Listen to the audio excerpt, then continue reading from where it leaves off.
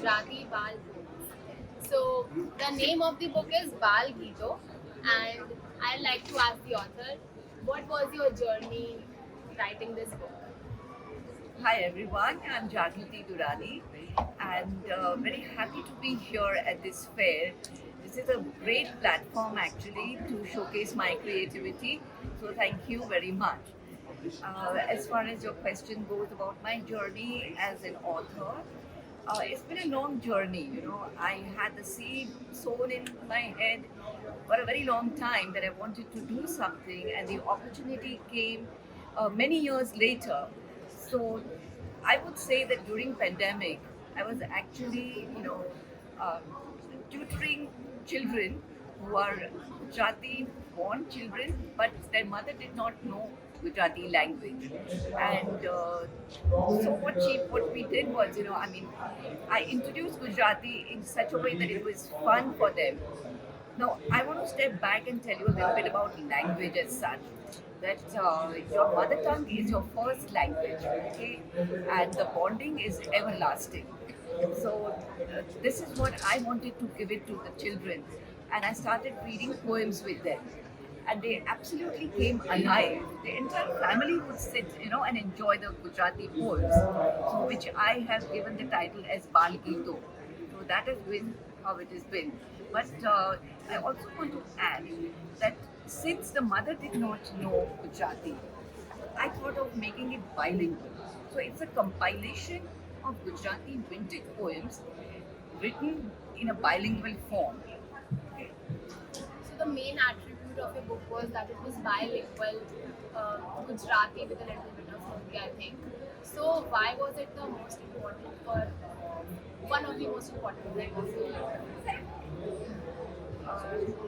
It was important because otherwise the non-Gujarati parent, how would they know understand Gujarati? They have not learnt it, and the children also are now forgetting their mother tongue. See, they don't know how to read and write. So it is important to show them the script in such a way that the alphabet is first written in Gujarati and followed by phonetically written in English. So that is the most important part. So your book is kind of a legacy to carry on in Gujarati culture, Absolutely, language. absolutely. So also you have dedicated your book, I think, to your mother. So anything you would like to say about that? Yeah, so my mother actually is a Sanskrit scholar, and she has sung so many Gujarati poems to me, read the folklore. I've grown up in a absolute Gujarati family, which has great legacy to impart. So when she would sing to me, and her mother would sing to her, and I have sung to my children, I thought this legacy should move forward. It's basically her association with the poems that have given me this momentum to carry it further. So that's why I'm dedicated.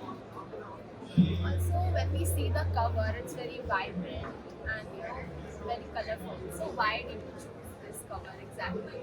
That's a good question because children love color. I mean, we all love color. When you touch a book, why do you pick up a book? It's because it's attractive. You see, the attractiveness of the cover is so important, and it should be relatable. So what you see are the objects that the child sees in the environment. And you see the slide, the house, outside, which you also see in the book. So that is more relatable to them. That is why. So how did you feel when your book first came out? It must be an incredible thing.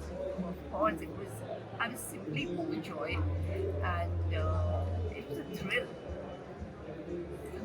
I had not expected, but it happened, and it happened in a good way. It was received very well also. What inspired you for this book, and how do you think our children will learn from it, and how do you think children will connect with it? Well, I'll put it in a different way. That the inspiration came, of course, from before what I talked to you about. That the mother was not able to converse with children. Gujarati was getting lost. This is your mother tongue. You should be proud of it and impart it. This is how it came into being. But what happened was when I wrote bilingually, it just remained as a body. And then I realized that the feedback of my readers came. They wanted to give the tune to it, and that's where I added the soul to the book. And that's where the songs came into being. I hunted and really looked very carefully for a young, vibrant voice that would connect with these poems, and found a young girl who has sung poems, which I have actually taken them in barcode form and introduced them. So now this book will actually carry on and carry forward my legacy. So all of your family knew that you were writing this while you were writing it. Yeah. And did they support you? Did they give you ideas? Did they inspire you to do something about that?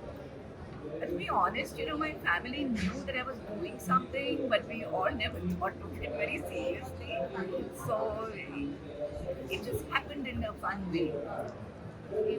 So how did you feel as her son about when her book was launched? We were absolutely thrilled. We were really looking forward to this, and we've been working tirelessly to figure out how to get these poems out there. Because this has been my mother's work over the pandemic, and it's sort of from her soul that all of this has come. These are some of the songs that we grew up with as well, and so we first figured out how to get the book printed.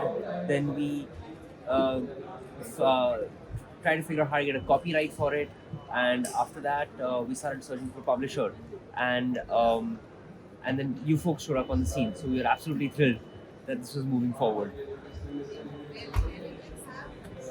I would ask you definitely, what is your favorite poem in this book? Can you read one for us? Okay, so there are poems that have been in the legacy, like Ek Biladi Jadi, Tene Peri Sari, and Cycle Mari Sarara Jai, which my grandnephew has loved very much and is written also in the foreword. So the one that I have liked a lot is the one that I've composed, and I'm going to sing that.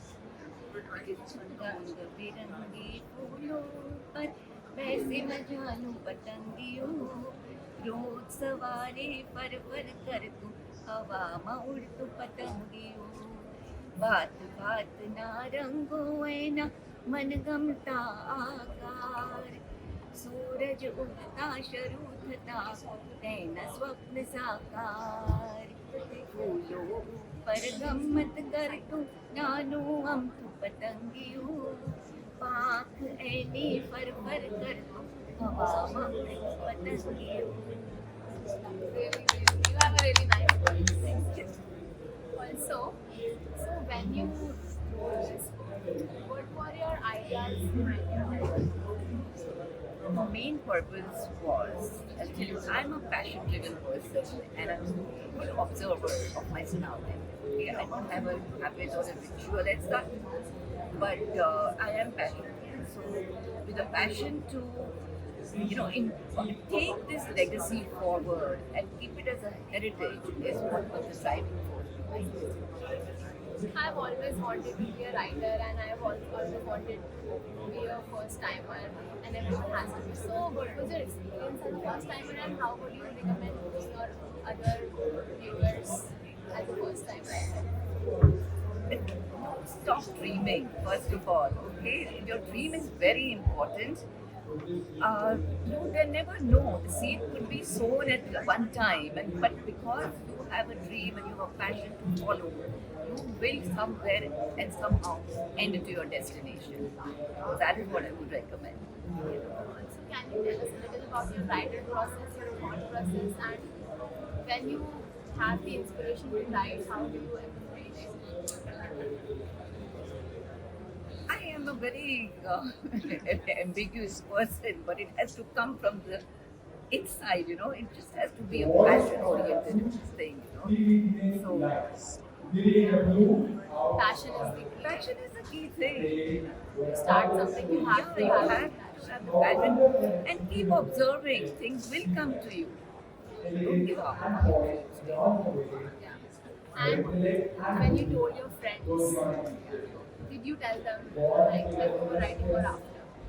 So I told them afterwards. Because I was not very sure as to where I was going also. But the fact of the matter is that, why discuss something which is not fructified as yet? Right? So I have not, they came to know much later. Yeah, not even a secret, but you just like first finish what you have to do, and then you can broadcast about it. Yeah.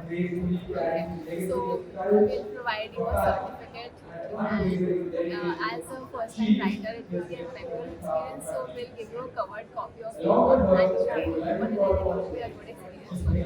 Alright. Award-winning journalist, news anchor, and reporter. He is the recipient of National Television Young Journalist Award for an investigative reporting.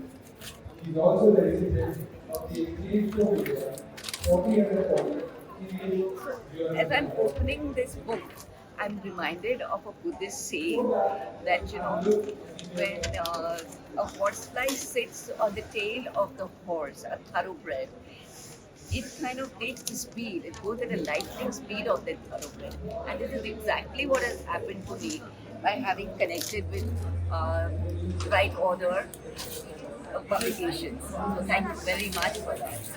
That's a really, really good process. Okay.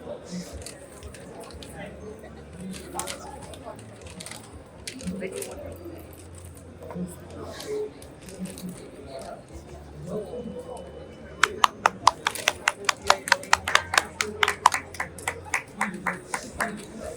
I have one question. Yes, please. How are you feeling today looking at your book on, such a big platform at the World Book Fair? How are you feeling right now? I'm feeling overwhelmed. I'm feeling extremely elated and thrilled and grateful. All of it put together. Congratulations, ma'am. Thank you so much. I'm pretty sure it's been like a long journey. It has been a long journey, a fruitful one, with the support of my family and friends and everyone. I'm here today and I've made it actually. So I'm very proud of myself. And we are looking forward to making many more books come alive. Yes, thank you so much. Thank you. Congratulations once again. Yeah, thank you. On that note, are you planning to write more? I think so. Now that I'm inspired, I will bring some more We're literature. looking forward to it. So as we conclude, anything more you would like to say about your conclusion thought process, ending note, something to inspire all of us in great dream? I think I would like to say follow your dream first of all. I would also like to thank everyone, and I look forward to doing more work, more creative work. Keep making it. Please welcome Mr. Vishal Robbins.